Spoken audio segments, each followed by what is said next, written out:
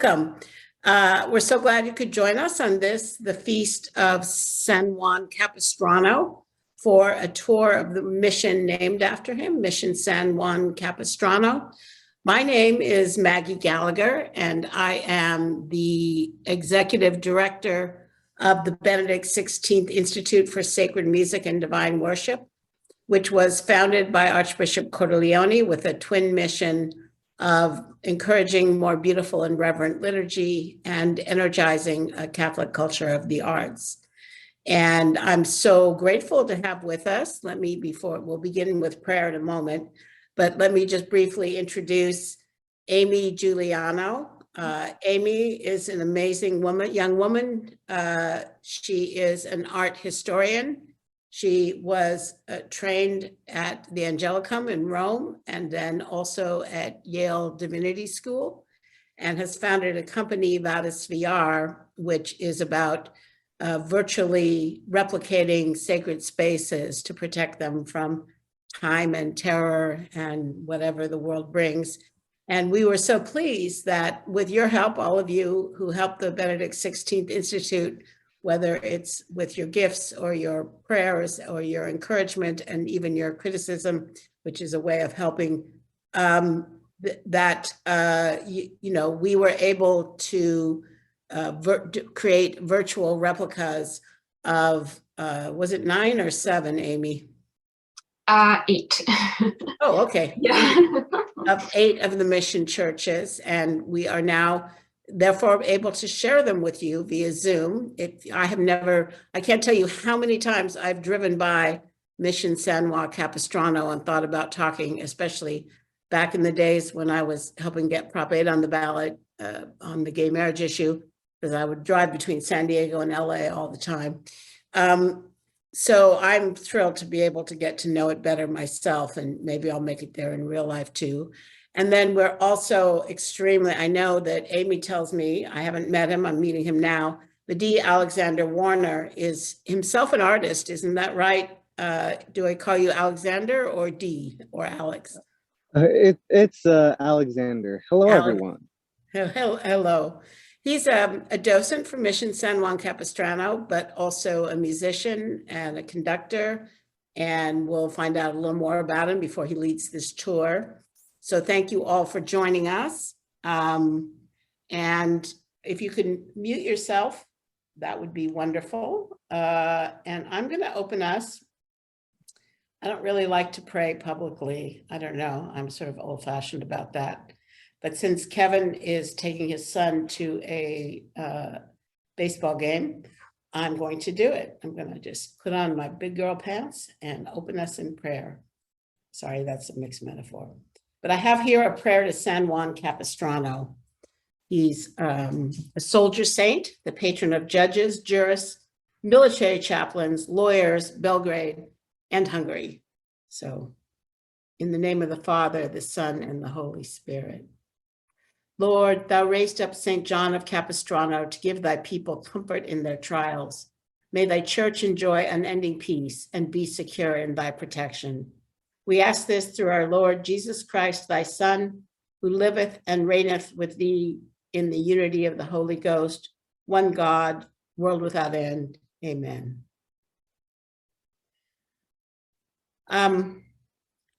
Just a word about San Juan Capistrano before we go to his mission. He is known as the soldier. He's not your typical Franciscan saint that we think of, but the Franciscans thought a great deal of him because they named not only this mission, but a number of other things after him. And his probably greatest, he was a preacher, but his great claim to fame is that at the age of 70, he became a soldier saint because he led the crusade that held back the Ottoman Empire. And that's partly why he's the patron saint of Hungary as well. And the only thing I want to say about that, I would love to know more about him, and maybe next year we'll do that. But I've just been struck doing this adventure with the Franciscans and through the lives of the American saints. Sorry, I'm going to admit some people while I'm talking. Through the lives of the American saints, how important the orders are in the life of the church, not only for what they do in their own time, but for the way they remember, right? The way they celebrate and keep alive. And by remembering the great saints of the past, of course, we're inspiring the saints of the future as well. So that's my thought for today on that. Amy is going to be doing the technical aspects, but Alexander, I promised I wanted to learn more about you. So before you take us on this adventure, tell us about yourself. What do you do when you're not leading us in this beautiful journey? All right. Well, thank you for that start off. Well, hello everyone again. My name is Alexander Warner. I'm the education assistant located here at Mission San Juan Capistrano. And I pretty much do everything from VIP guided tours, interpretive guided tours. I give certain lectures. I also teach many of the fourth graders, because fourth grade is curriculum where kids learn about their state history. So and I get to teach some of those classes, which is always a joy, seeing kids come to the field trip here. I also work in the archives. I'm an archives assistant here, and to have that access to those primary resources just does absolute wonders. Apart from all that, I'm actually a current music education major. I've conducted Civic Symphony Youth Orchestra. I'm also an amateur composer, and like I said, I'm a private teacher. I'm a coach, and I've been playing music practically since I was 5. Wow. From Clarence, I taught myself piano before I could know how to read. And I play clarinet, saxophone, trombone, trumpet, violin, cello. I mean, you name it. I'm very committed to the classical and jazz genres. Other than that, I just love music history, ethnomusicology. I even done videos on YouTube on the history and ethnomusicology of certain various national anthems, hymns, and patriotic songs. That's usually around my field. So and I have to say, it's truly a delight to have everyone on board here. Alexander, I would, if I had Kevin, I would tell him to go and get one of your links from YouTube that you'd like us to be able to share. Maybe before we get off, you could do that, or maybe I can send it around to everyone afterwards. So you, as a composer, are you composing in jazz or classical or both, or do you do any liturgical music?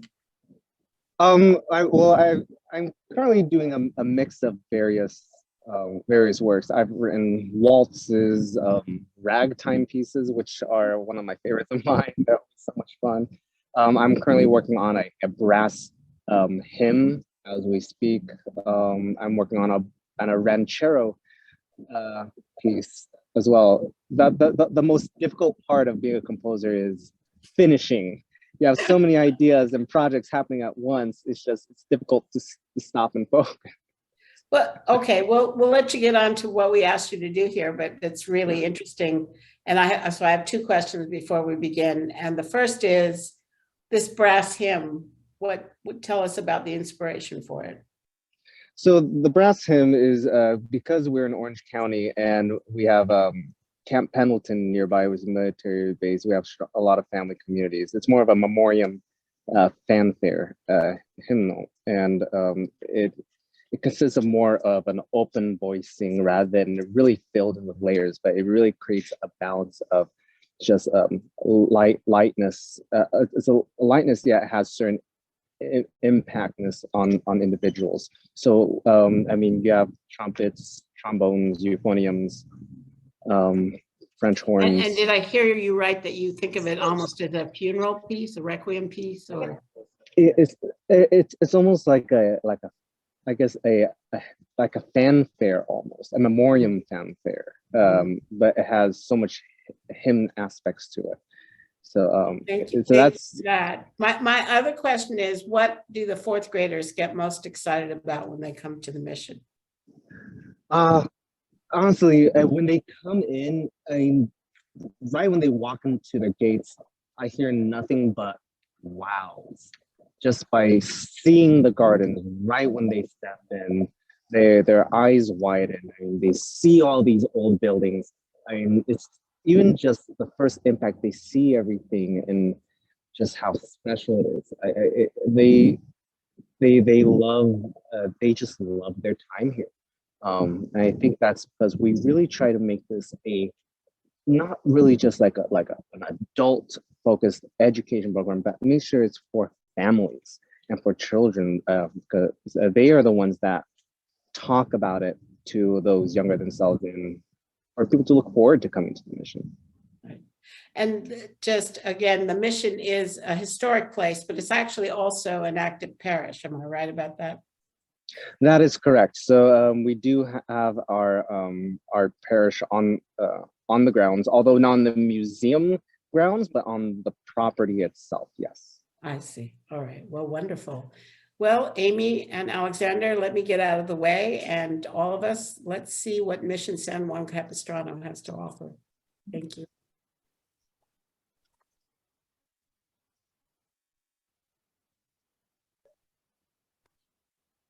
All right. I am sharing the bells of the mission, and I'll let Alexander start from this kind of iconic spot on the mission grounds. All right. Well, welcome everyone. As you see, some of you have seen my area. I'm actually sitting right in front of our famous bell wall. When people see these four bells, it's people sometimes ask, do we still ring them? Yes, we still ring them. We hold a lot of traditions here at Mission San Juan Capistrano that still have lasted all these years since its founding. Only members of the Ahashima tribe, the local tribe that's had a history of Mission San Juan Capistrano, ring these bells.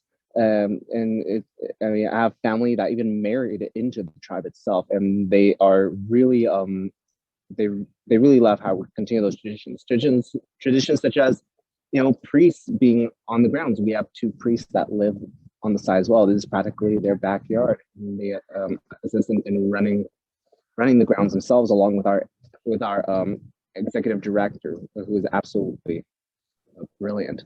Now, these bells, this is the first thing that people see when they walk in. And this is where much of their story begins. I mean, this is where we learn about the founding, about Father Serra. I mean, we were established on November 1st, 1776. So a really, really important year in this mission's, in this country's history. So we almost have those parallel histories taking place, where you have something else going on the other side of the world. Now, this was, of course, founded by now Saint Junipero Serra. And surprisingly, it was actually we were supposed to be founded a year earlier in 1775 on October 31st. But due to an indigenous uprising down in San Diego, the plans had to get scrapped and they had to return back. But it wasn't until November 1st, 1776, Father Serra himself came back and established this mission, and our founding is henceforth on November 1st. But speaking of this mission in itself, I mean, I know many of us definitely want to focus on much of the cultural aspect of, especially the influence the church has had, not only with the community and the indigenous peoples, but also in much of what I consider California culture in its sense. And because of course, not only do you see it in the buildings, but also in the people, the food, and the artwork, and like I said, the architecture itself. And I think one of the true architectures on our side would definitely have to be the Serra Chapel. But I believe, before we head on there, I think we're all set and ready to go to head on inside that location. Sure. Do you want to go inside the Serra Chapel, or would you like to go to the statue of Father Serra? Yeah, so we'll be heading into the statue of Father Serra, and we'll go ahead and talk a little bit more about him.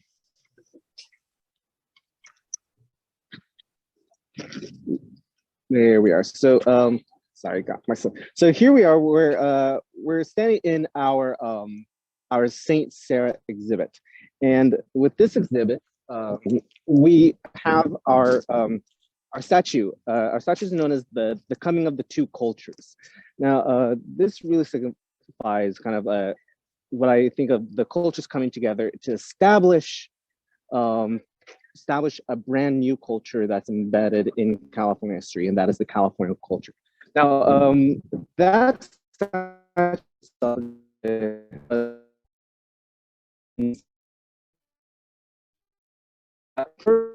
We're getting internet middle trouble. central period, and then it. Uh-oh. Alex, I can't hear you. Are you moving in a way away from the internet or? Let me see here. I know I have this on pretty well. I think I see the problem. Nope, I am all good over here. All right, good. I'm hearing you again. Sorry, I just wanted to make sure everyone can hear. Go ahead. Thanks. Okay. Oh, I see everyone. There we are. Yep, everyone's all there. Okay, good. Whew.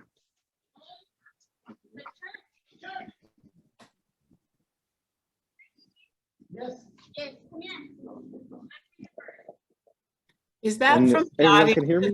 Yeah, I don't know if everyone is hearing some voices. If you're not muted, could you please mute yourself? If there's background noise, there's background noise.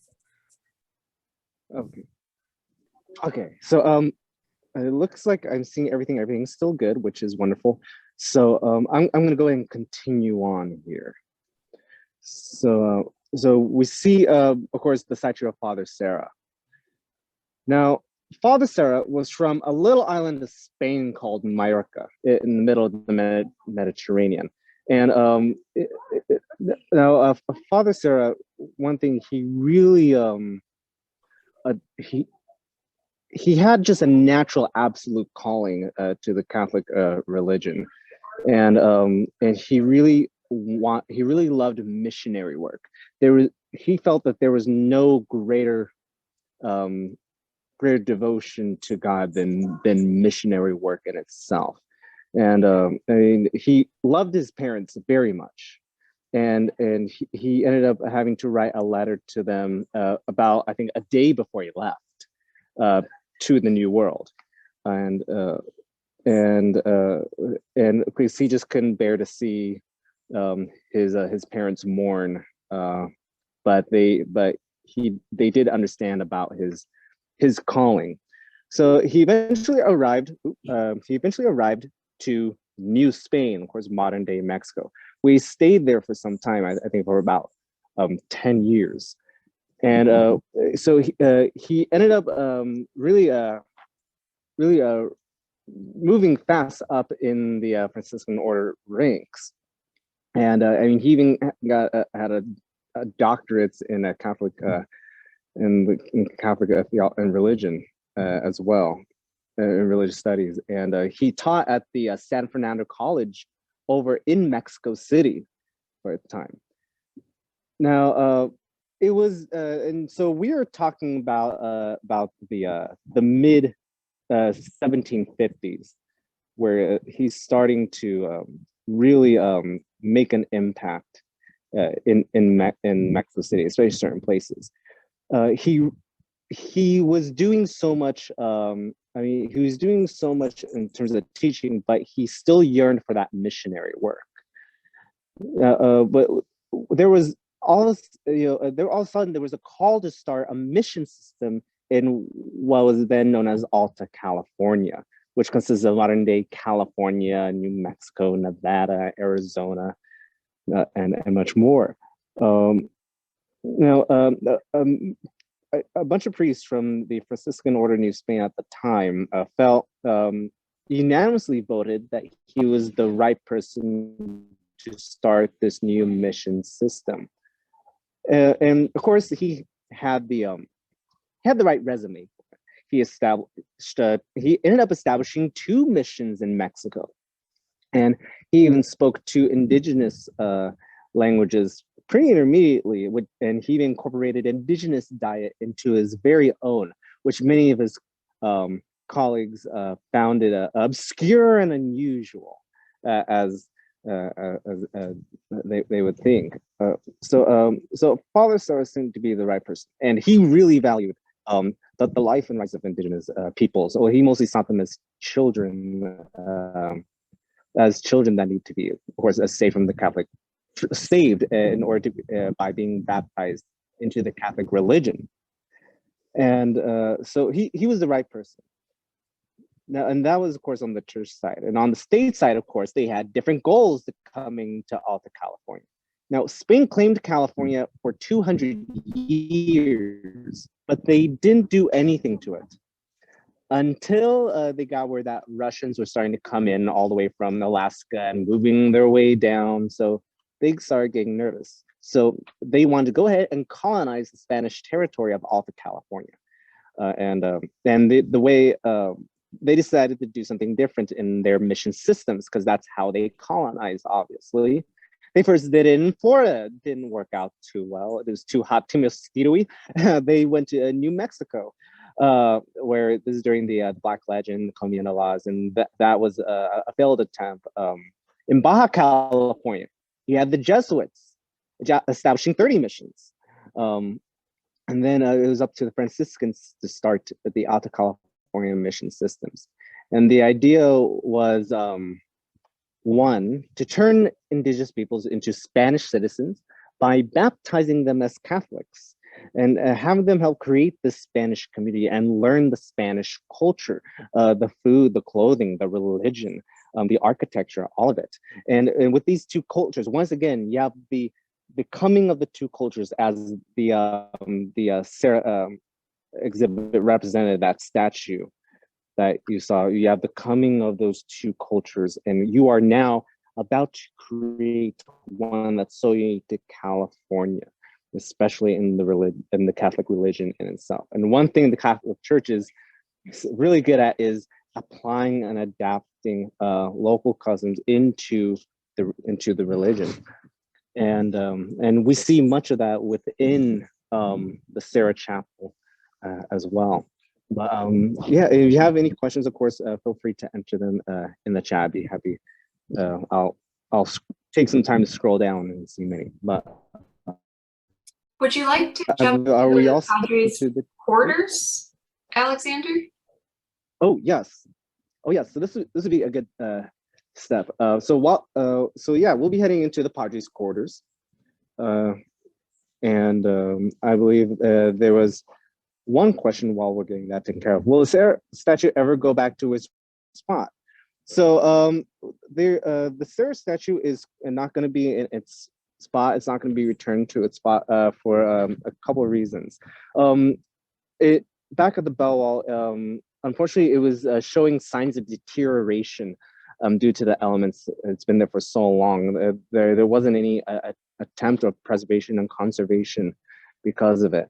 And we had to, that was one reason why we had to remove the statue.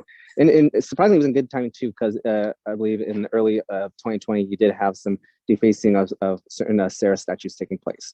But we made sure that the statue, no matter what, is still available for the public to see. And that we made sure of. So you can definitely still see the Sarah statue and the coming of the two cultures on display in our Sarah exhibit. All right, so let's go ahead and see if we have anything for the Padres course. There we are. So one thing about Franciscans, especially, they were quite the minimalists. And what I love, so here we are in the Padres bedroom. And with the Padres bedroom, especially when I talk to the kids, they see, where's the dresser, where's the bed, and of course when they see the realities of the bed on that far right there where the hat is, it was quite minimalistic. I don't know. I mean, I wouldn't mind sitting in that thing. I mean, it would straighten my back up, that's for sure. But what I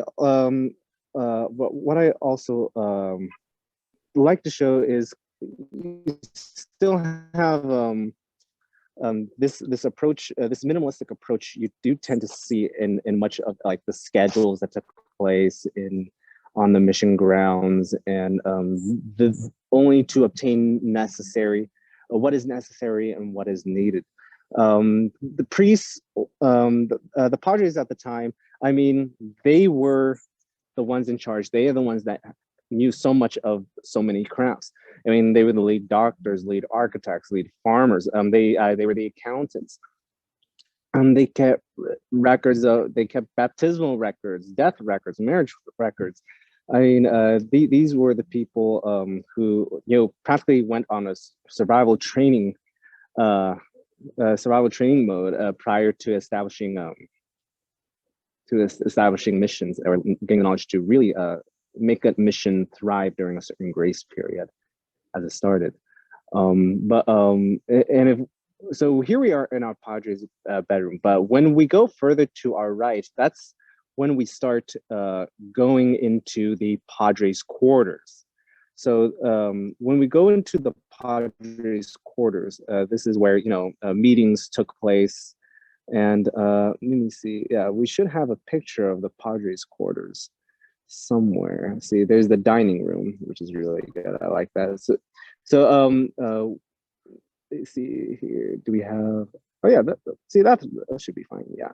So there we have our kitchen. So going back into this, we have everything from our kitchen and our is our dining room. Now the Spanish, of course, brought many kinds of Spanish Mexican diets that were introduced to indigenous peoples. We have two kitchens in the site. We are in the Padres kitchen, and we also have an outdoor kitchen in our industrial area, which is entirely on the other side of our 6.5 acre grounds. Now, men actually worked in the Padres kitchen. That is right. Men cooked. You had, again, new dishes, Spanish Mexican dishes that involved new kinds of protein, new kinds of meat, beef, pork, chicken.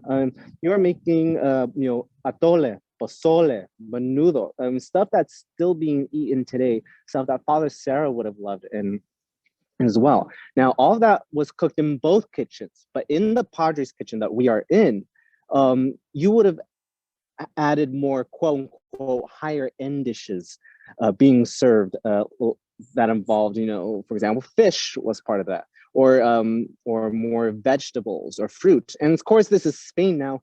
You have chocolate being served, and when you scroll slightly above, you look above on the ceiling of the Padres kitchen. I don't know if any of you can see all that black soot that's on all the corners. I don't know if any of you can see all that, but that soot is soot dating back to the 1700s, because that was from when they smoked all of the meat that would have been hanging. So it's amazing how that's preserved to this day. Now, anything else before we move on? All right. Excellent. So now,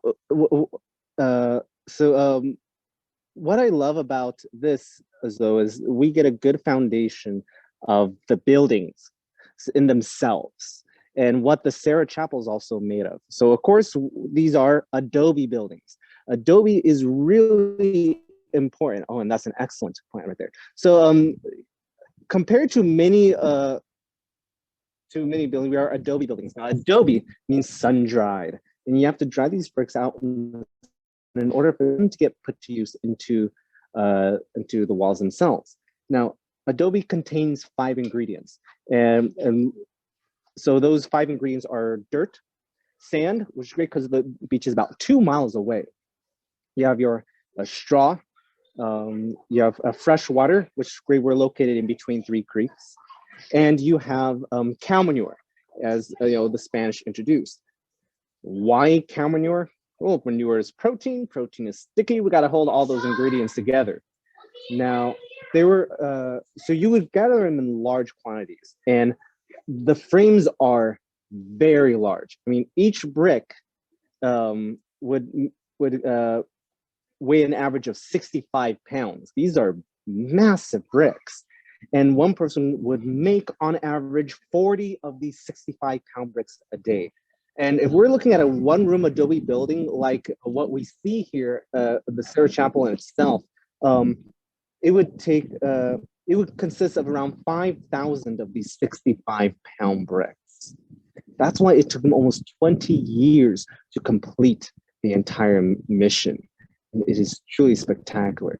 Now, during from 1776 to, I would say, to 1783, you're seeing in our south wing courtyard, and I mean, and of course, it looks stunning. The courtyard is stunning, but it didn't always look like this. You would have to take away all the trees, the fountains, the grass, the flowers. You just have this. You would have really had just this dirt, just plain dirt, dried up weeds, and that nice, funky, nasty barn animal smell that could burn your eyebrows off. It was fantastic. That was, again, the reality and the simplicity of life back in those days. Back then, you didn't really want to be in California because it was just such a satellite area of the world. It was so isolated away from a large civilization or metropolitan area like Mexico City was, since it was the center of New Spain. But really, what you are looking at is the birthplace of Orange County. And this may be the birthplace, but what is the heart is the Sarah Chapel itself. And this is where I know that all of you are here for, and we're going to talk about Father's ritual, especially after this mission.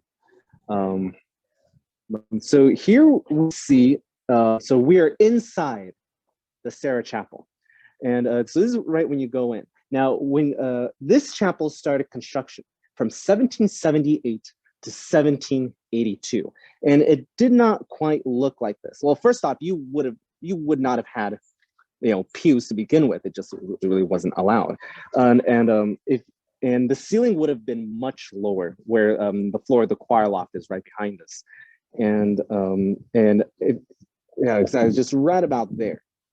And when you and it didn't stretch this far back too. I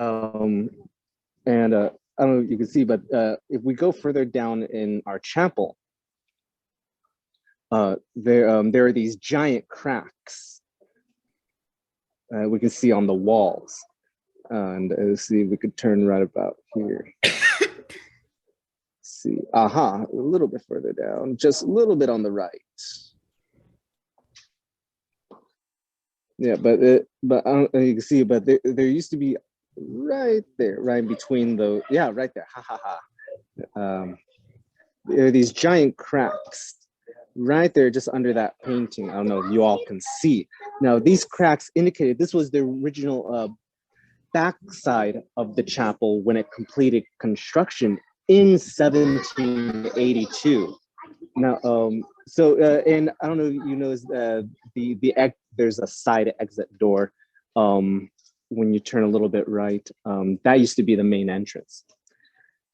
Yeah, that used to be the main entrance right there, and right over there. Now, so this is what it looked like. But over the years, the community in Mission San Juan Capistrano really started to grow.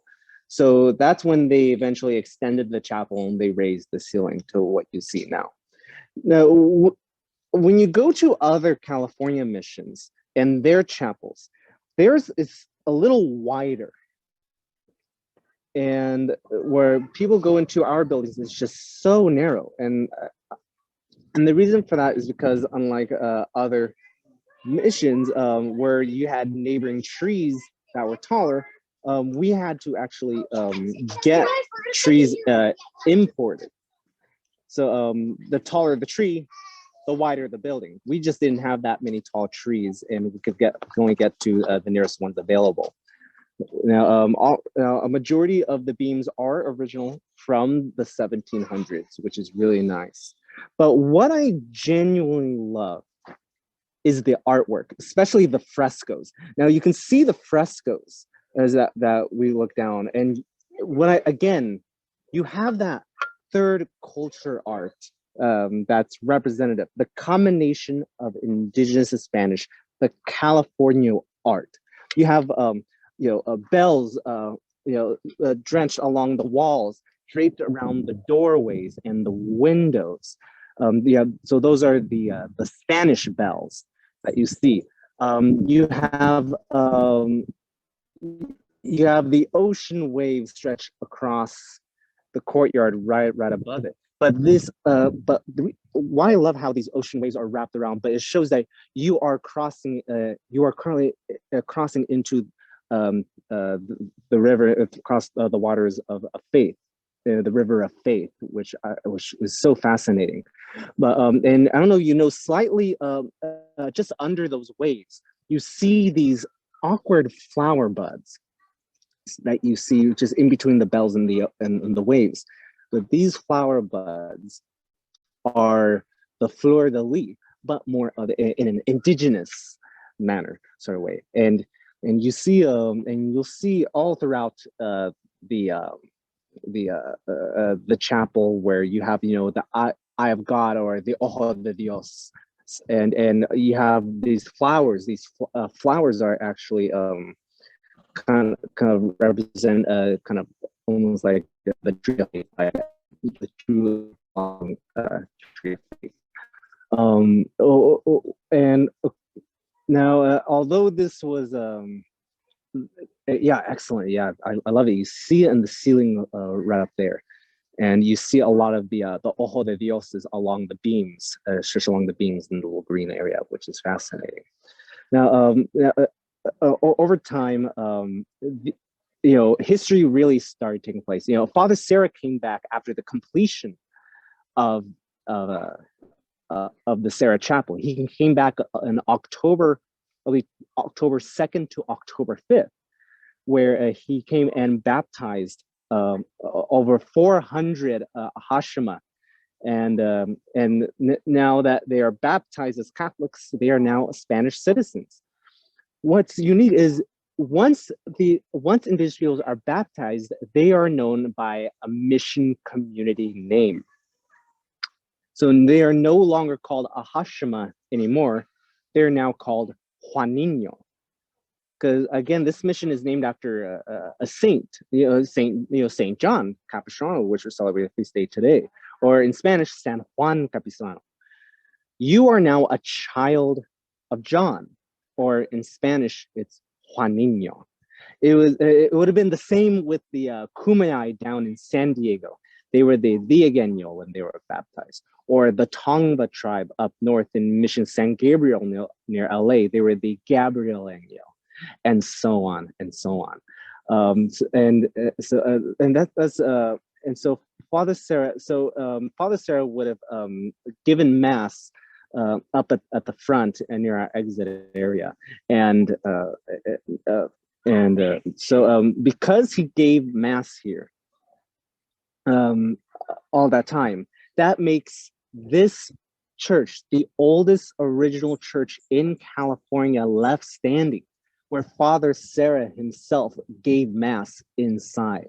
It's truly spectacular that we still have that to this day. And of course, this church is one of the oldest original buildings in California left standing, because of course, many of the bricks here date as far back as 1778. Now, what you see here is this little room right over here. That would have been the original baptistry, where Father Sarah would have baptized all those Hashima into the mission community. Now it is currently a small church room for Saint Peregrine, who is the patron saint of cancer sufferers and incurable diseases. Now, the Saint Peregrine didn't really show up until about the late 1940s and early 50s, where the Monsignor, the lead pastor at the time, Monsignor Arthur Hutchinson, added it. And it ended up being extremely popular because we had a couple recordings of miracles taking place. And for those of you who don't know much about about Saint Peregrine's life. He was really a devoted follower, and it didn't take long until he ended up getting a cancer, and there was this a cancerous scar on his knee, and so he prayed constantly 100 days in a row uh, to show his faith in the matter. And it said after those 100 days, he was completely cured, but he still had the scar of where the cancer used to be. And so we have a lot of pilgrimages that come to our site, and some of them pray, and then they rub his knee for blessings. So it's quite special how we still have something like that on our grounds today. Now, so how are we doing so far? Are we all doing all right? We are doing fabulous, Alexander. I've got a comment here. A daily mass is still celebrated Monday through Friday in the Sarah Chapel. Is that true, Alexander? Yes, that is true.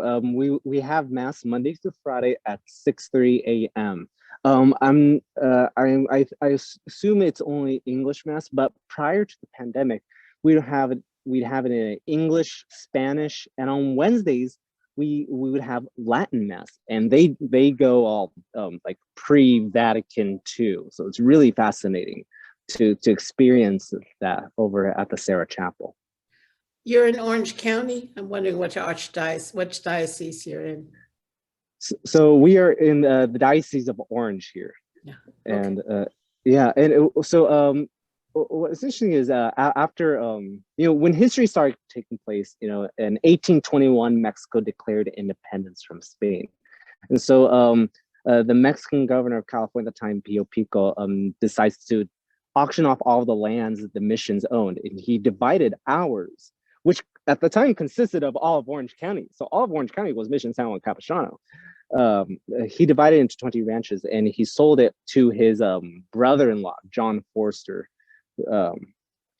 and they lived at the mission. But over time, it wouldn't be until 1865, so after about 15 years after we joined the Union as their third state, President Abraham Lincoln himself signed a patent of title declaring things of this mission go back to the ownership of the Catholic Church, and it's been in the Diocese of Orange ever since. Well, Alexander, so I think first of all, that's interesting. So it was founded in 1776.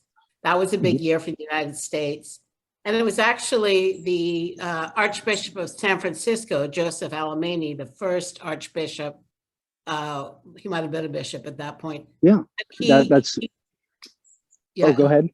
No, who petitioned to restore the mission churches back to the Catholic Church. So I know you said this, but I'm just going to underscore it for a minute. So the Franciscans came, they were Spanish citizens. They founded California, basically, and the mission churches.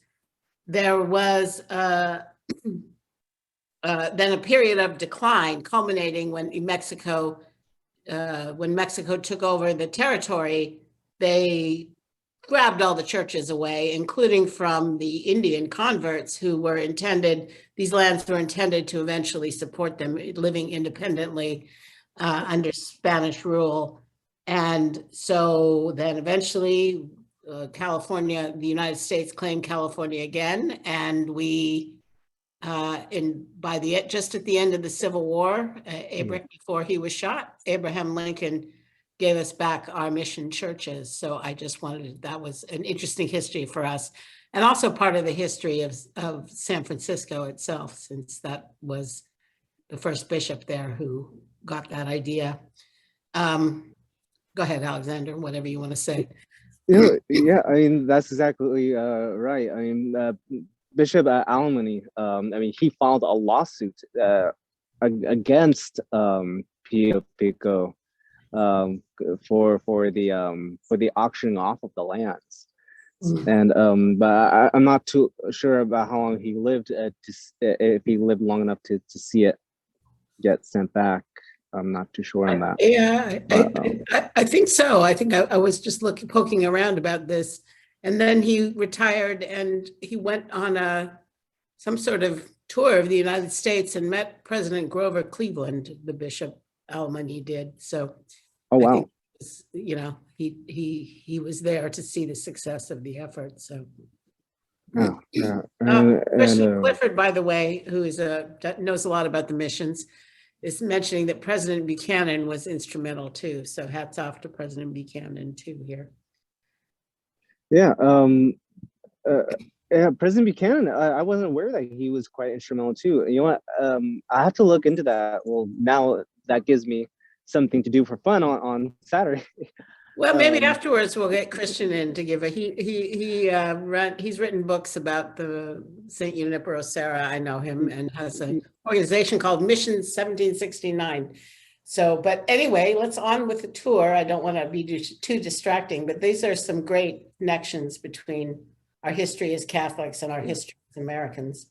Yeah, and you know, I do remember meeting Christian where he signed my Saint Junipero Serra book, I believe, right in front of the store, I believe.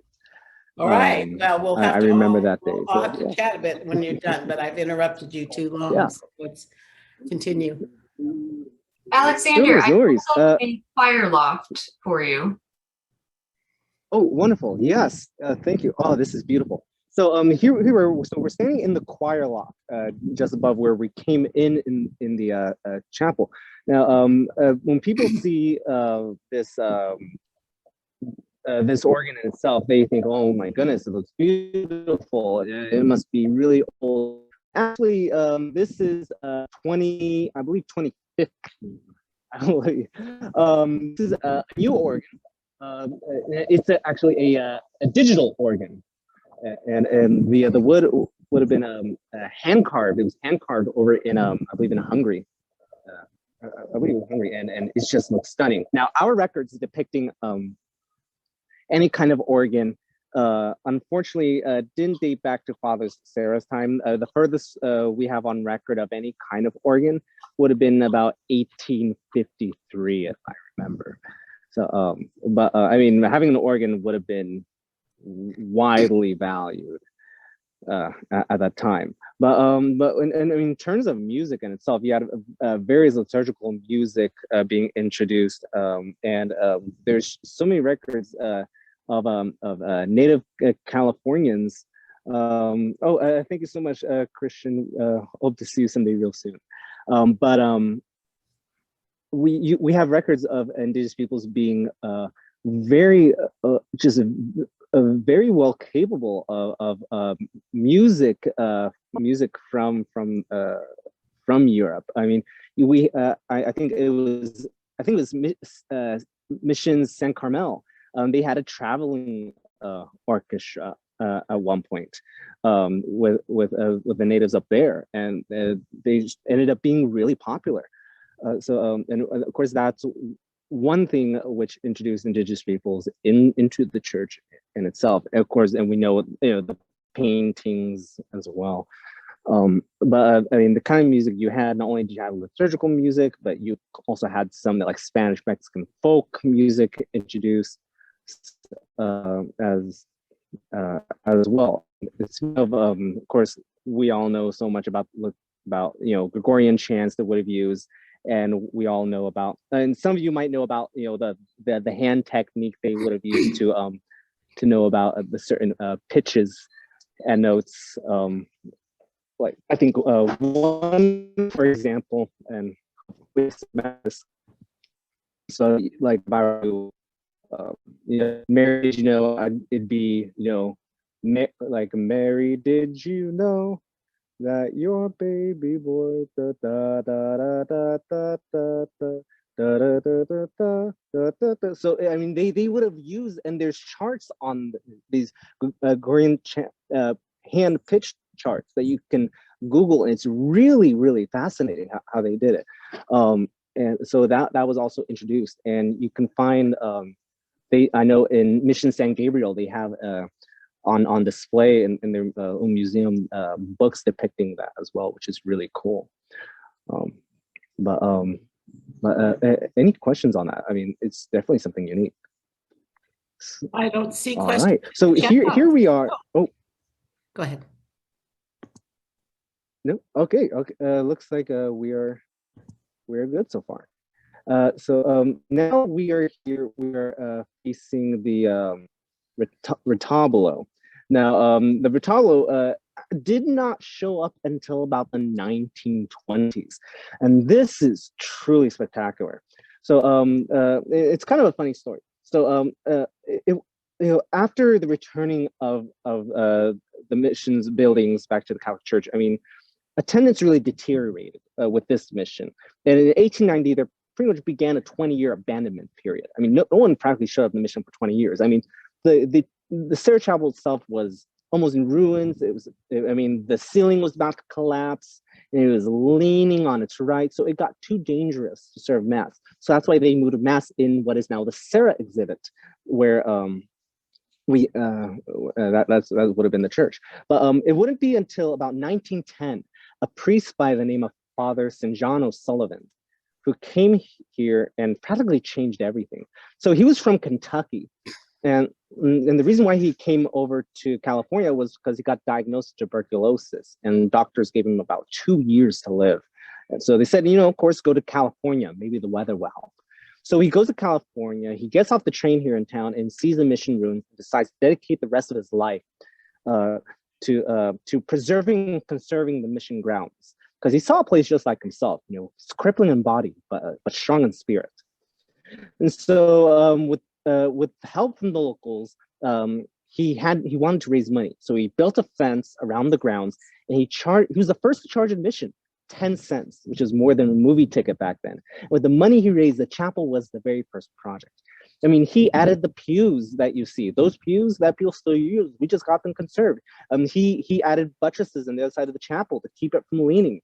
He fixed the ceiling. He found all the stations of the crosses. These stations of the crosses were ordered by Father Sarah himself for this mission specifically, which is really cool. And I remember when we had them conserved, and if you ever seen, and Amy, you probably know just the process of art conservation, how it could be quite tedious. Can you zoom in on one of them? Do you know who the painter was? Okay. It's probably a Mexican painter, I assume, but do we know who it was? Yeah. Yes. So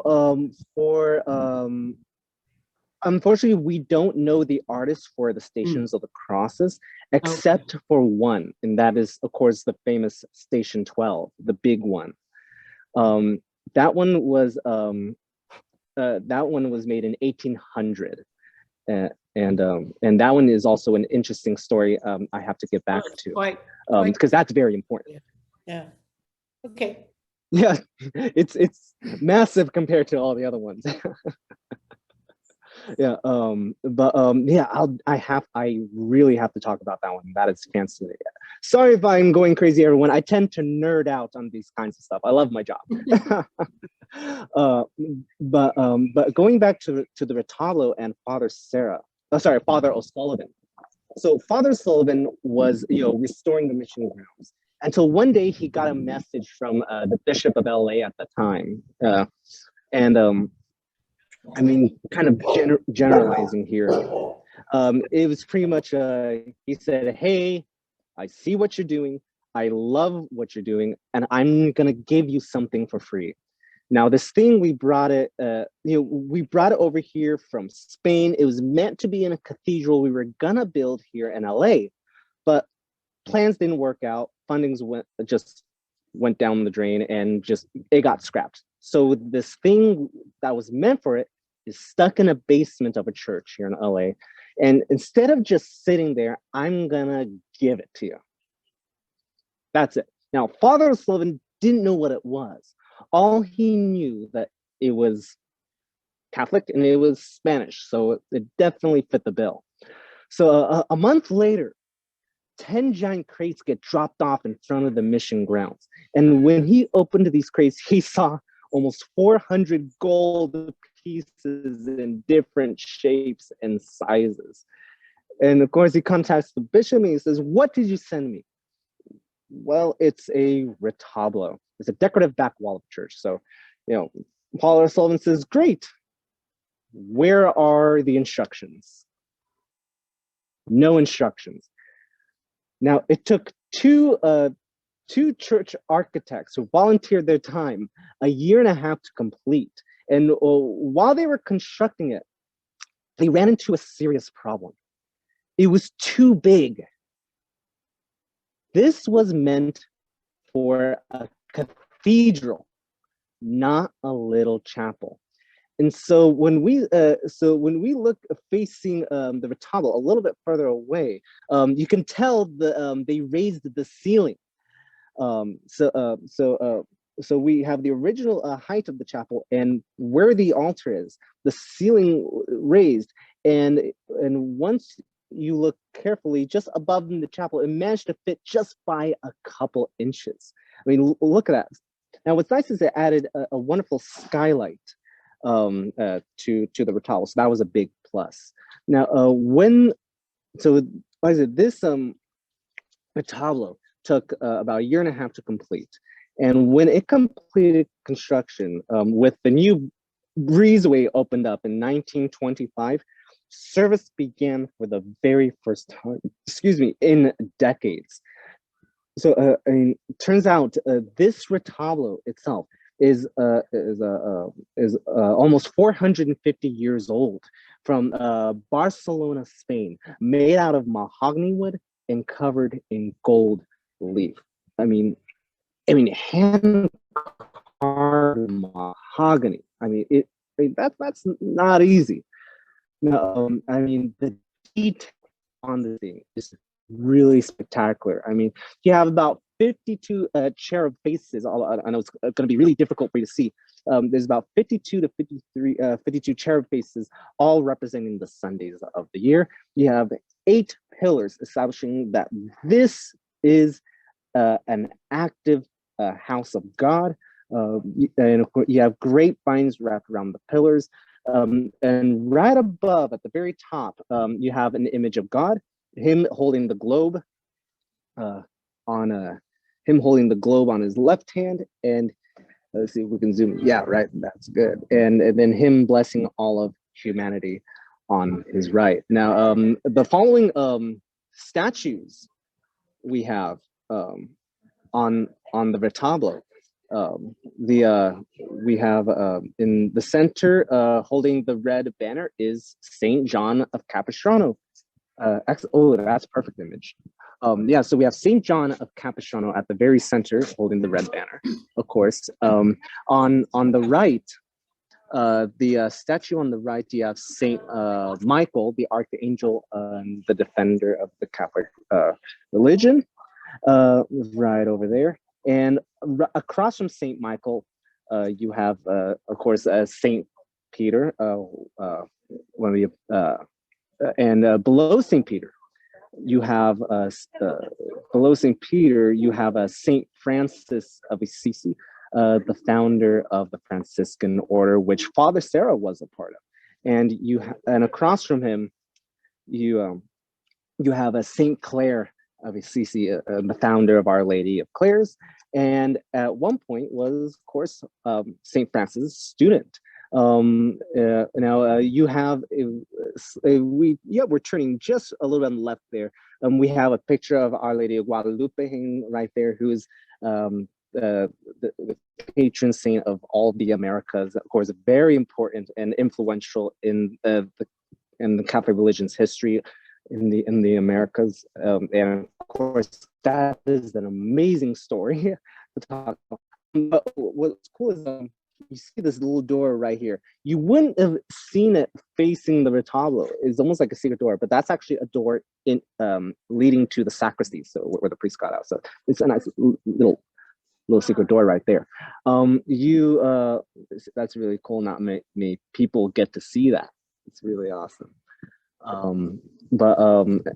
and the thing about Father O'Sullivan, I kind of want to touch base on. I mean, Father O'Sullivan, he was loved by the community, from a Hashima to teacher to farmer to judge. I mean, everyone truly think of what he did to their mission. So they decided to give him a nickname, the Great Restorer of Mission San Juan Capistrano.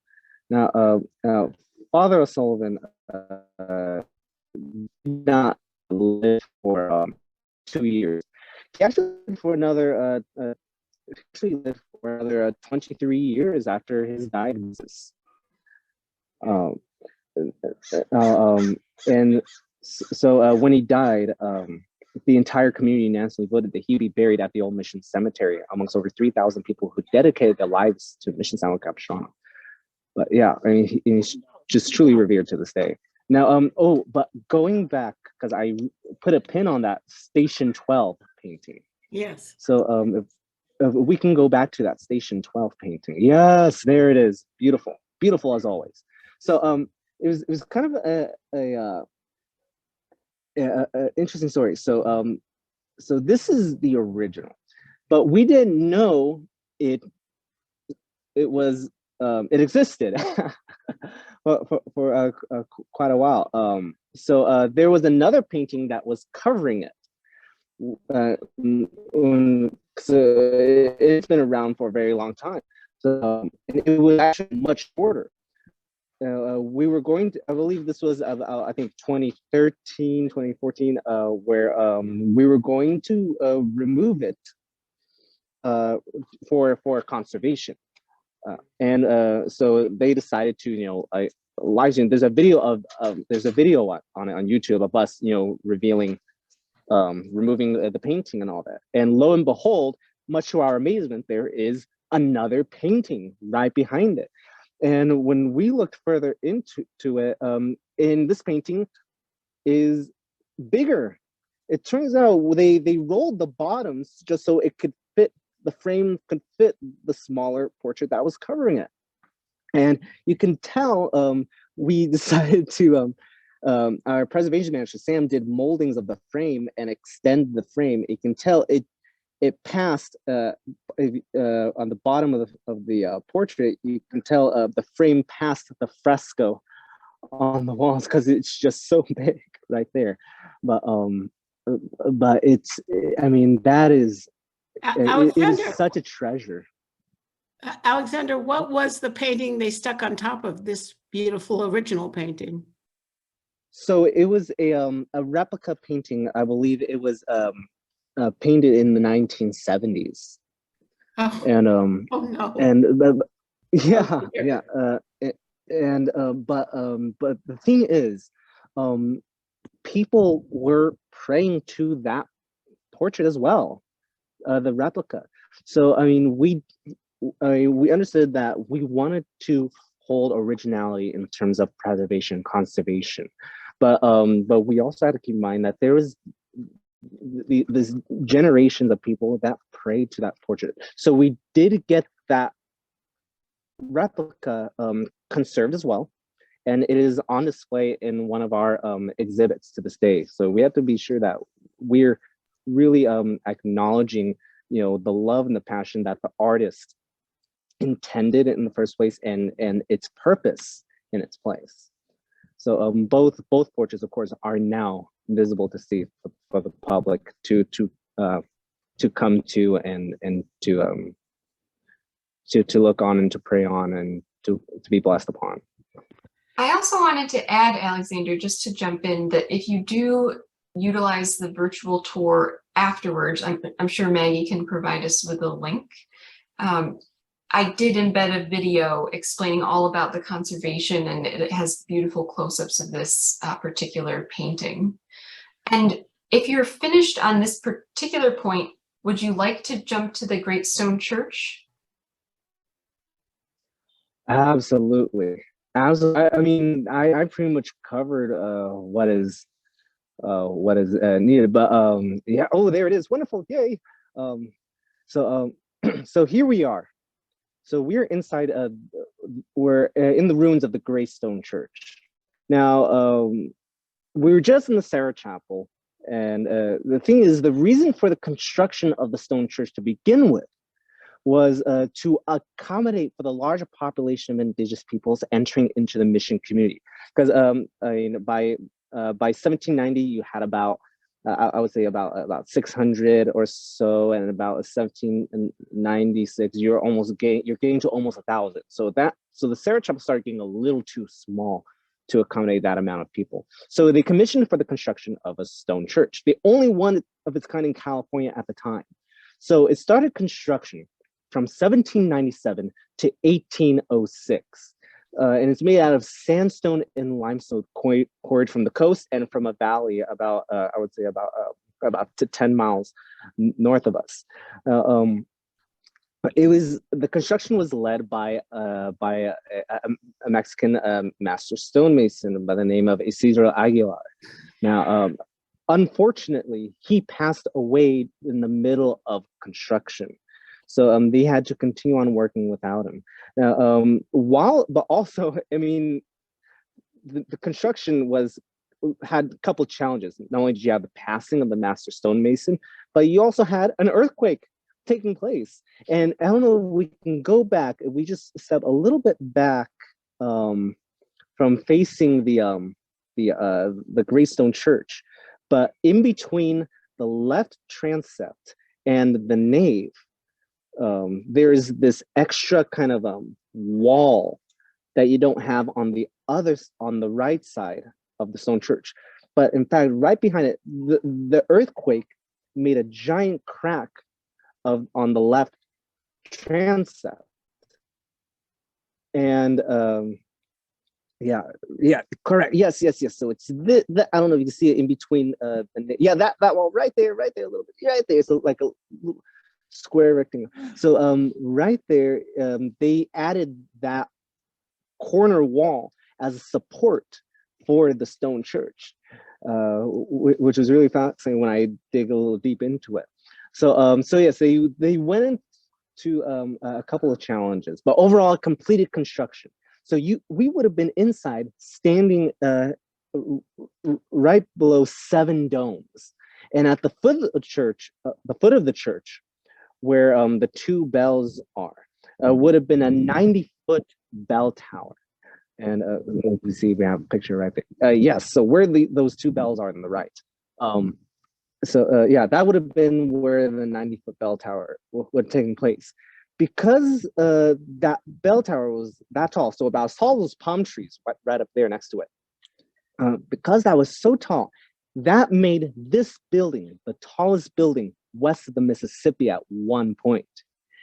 And because this was the only stone church of its kind in California at the time, it's how we got our nickname, the Jewel of the Missions, since it was quite a jewel of a site at that time, I bet.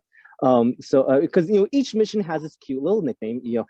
Mission San Diego's the mother of the missions. Santa Barbara's the queen of the missions. San Gabriel's the pride. We're the jewel of the mission, and it was all because of this church. Again, a wonderful site must have been.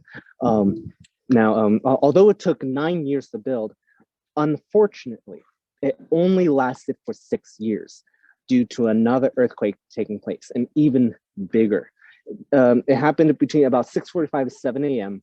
on December 8th, 1812.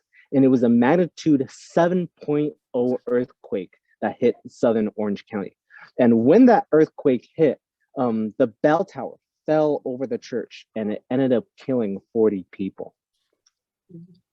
So today, it is the only ruins of its kind in the United States, and it can be found here at Mission San Juan Capistrano. I remember we used to sell a book. It was written by Professors Beebe and Senkowitz, who were professors over at Santa Clara University, who did so much of their studies for Capistrano and the California mission.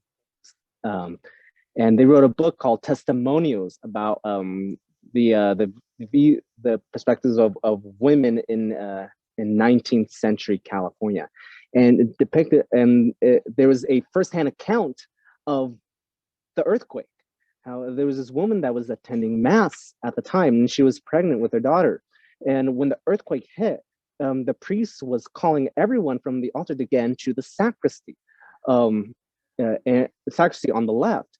And by the time she got to the doorway, the bell tower fell, and all that force pushed her into the center of the sacristy, and people were stepping on her, and it was just absolute chaos.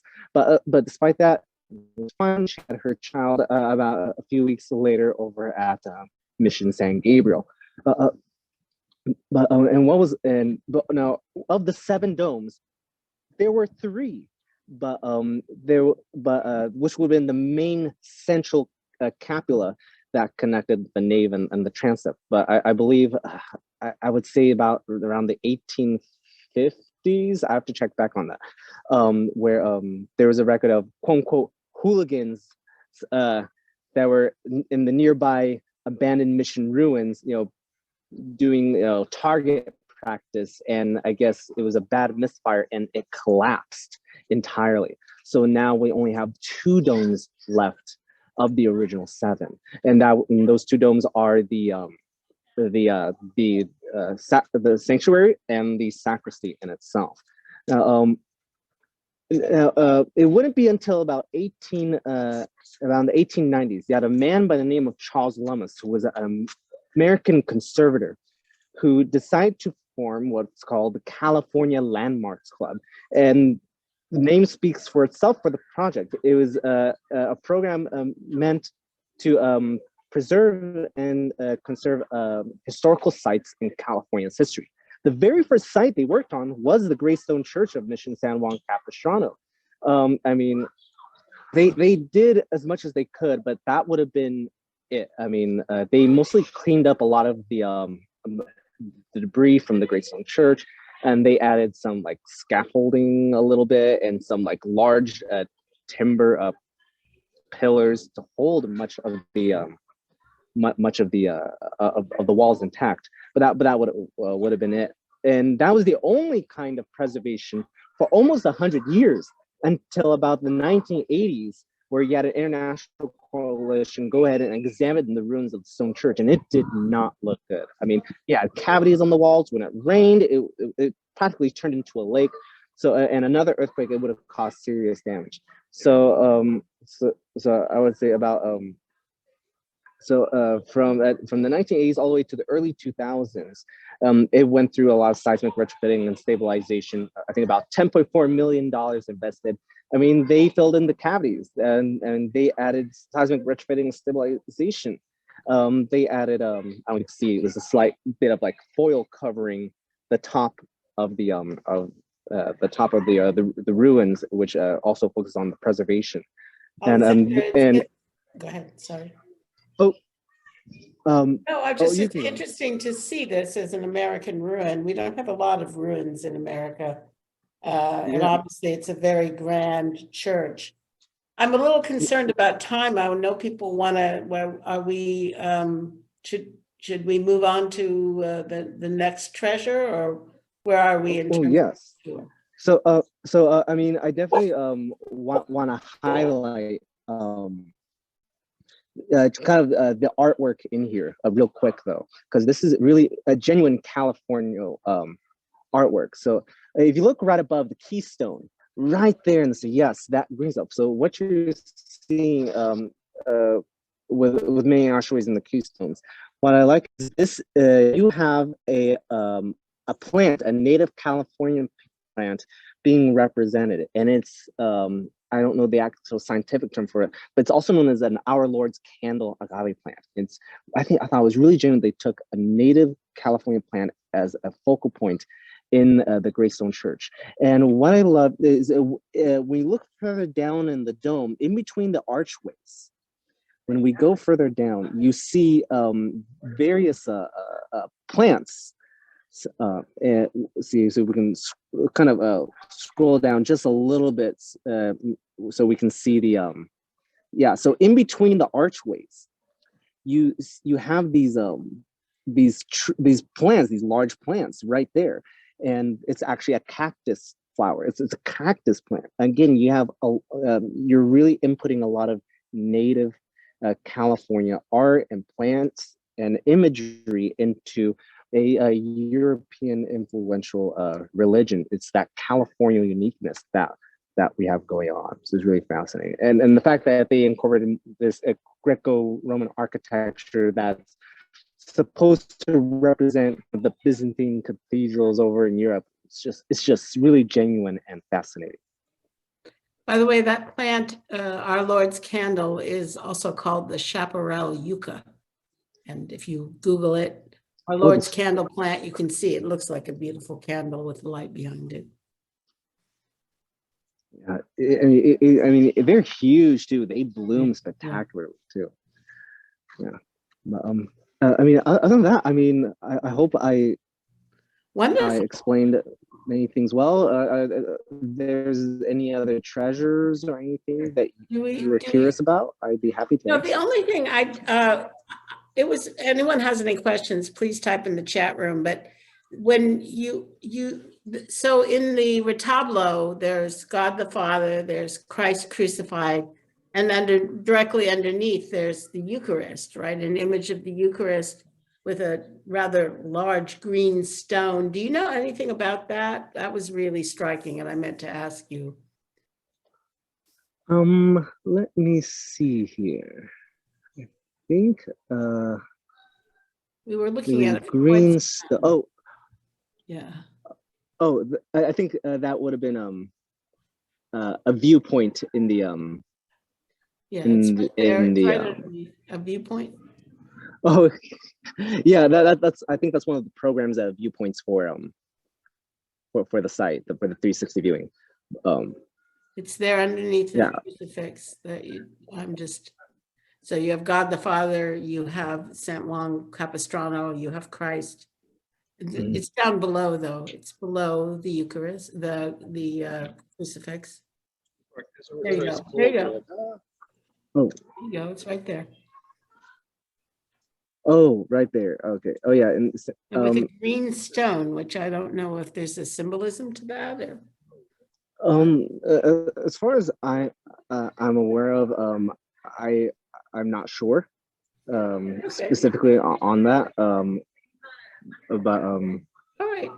I just we're going to be starting next year, or year or 2 years for the Eucharist. So I just wanted to make sure people saw that. I think I might. It's the tabernacle. Yes, I know. I was just wondering about the artwork and the symbolism on it. So that is where the Eucharist would be. Well, Alexander, thank you so much for donating your time and talents. Amy, do you have any comments on your work actually doing this? I do want to say, Amy mentioned a link. We send out links to this event on our YouTube channel, but Amy has a link where you can actually go in and explore on your own and see some embedded material that she put into it, and we will get that to you. Watch for it in our newsletter. Amy will get it to us, and that's part of the work that she did with this. What was your experience like making this virtual 3D tour, Amy, of the Sarah Chapel and Mission San Juan Capistrano? Sure. I thought it was so strikingly beautiful. You walk into this paradisaical garden. It feels like a world set apart. I love religious orders and visiting monasteries and cloisters and whatnot. So to walk into the Padres, to see where they lived, and to walk into their cloister and to see the simplicity of their life, how they cared for the people, and then to walk into the church and know that Junipero Sarah said mass there, I think was the most striking aspect of being there, because as I'm doing the laser scanning in order to create what I'm showing you here, I really crawl over every nook and cranny of the entire space, because I have to scan the laser in different areas. And so that means I spend a lot of time in solitude, because I can't have anyone getting in the way of the camera either. So if someone walks by, it causes this blurred effect. So I need the space empty. So I spend a lot of time praying in these sites, just being alone, realizing their significance, and just kind of soaking in the beauty, and knowing that I was doing research on site with some of Alexander, your colleagues, asking them for information so that I could then embed that information into the chapel so that it would become available to all of the B16 members who might see the tour and enjoy it, and get something out of such a beautiful and historic site. If you'd like me to stop sharing, I can have us be full Okay, screen. why don't, I think that's probably Sure. good. We're just about to finish up, but Amy, I'm wondering if with your background in art history, obviously church mission architecture was making something old new, but this long, narrow, painted design, is there any model that was in the head of these Franciscans as they were doing it that influenced them? Sure. So as Alexander mentioned, they were limited to a degree by the length of those timbers that go across the top. So in terms of how narrow it is, but actually this type of shape of a church, or the floor plan, it really stems back to a very early Christian churches.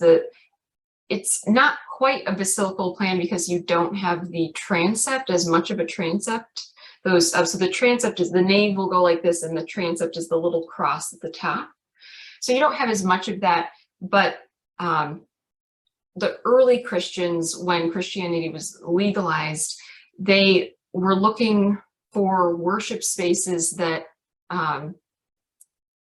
that could speak to the God they worshipped. And so they wanted those spaces to be big so that you could fit a lot of people in, because everyone is called, full of light. So windows, clerestory windows, we do see some of that here. That long nave is, it comes from the Latin, when you think of Piazza Navona or naval. Nave means a ship. So thinking that we're all on the bark of Peter, so the ship of the church headed through the rough waters of this world towards the safe harbor of heaven. So there are definitely aspects of this structure that harken back to very early Christian worship. And the Christians in the early days, I don't want to go on too much of a tangent, so I'll keep it short, but they were trying to distinguish themselves from other major religions of that day, such as the Roman, Greco-Roman pagan worship. They did not allow anybody but the priests to go inside their worship spaces, the temples. So everything was done under the heavens, like outside, so you wouldn't enter. And the interior space was quite small and dark. Same with the Mithraeans. That was a mystery cult that was very popular at that time in the Roman Empire, when Christianity was starting to find its footing and finally legalized. It was exclusive to men. Their worship spaces only fit 24 men at a time. And they were completely dark little caves. So again, the Christians wanted to separate themselves out from the typical worship spaces of the time to show that we welcome everyone. We want the light to flood in. God is light, as St. John says in one of his letters. So yeah, it harkens back to that early basilical wooden kind of thatched roof shape. Well, thank you. I do have one last question. Steve is asking about the elevated pulpit in the Sarah Chapel, which looks kind of Victorian to me. It didn't seem like it could possibly be from the original period. But do you or Alexander, do you know, you're muted, Alexander, anything about that pulpit, the design when it was built? Yes, so the pulpit would have been added much later to accommodate the retablo itself. Oh, so the retablo, when does that date from? You're right, it's a similar. Yeah, I believe, I'm not too sure on it, but I do believe it would have been added around the 30s. The 1930s, all right. All right, well, thank you for that. And I guess this is my cue to say thank you again to Amy, Alexander. It was delightful to spend time with you, and your enthusiasm and your knowledge shines through, and we both appreciate it very much. And glad you are there introducing new generations of school children to the treasures, the jewel of the missions. And Amy, as always, just wonderful. Thank you. And again, thank you all for coming. On November 4th, we're going to be continuing our mission tours, part of our Year for St. Junipero Serra and the American Saints, with Mission San Carlos, more commonly known as the Carmel Mission, which is very special because it's where St. Junipero Serra's body is buried, among other things. So we hope to see you on November 4th. Look for the link. It should go out shortly. And take care, and God bless you all. See you again soon. Bye-bye.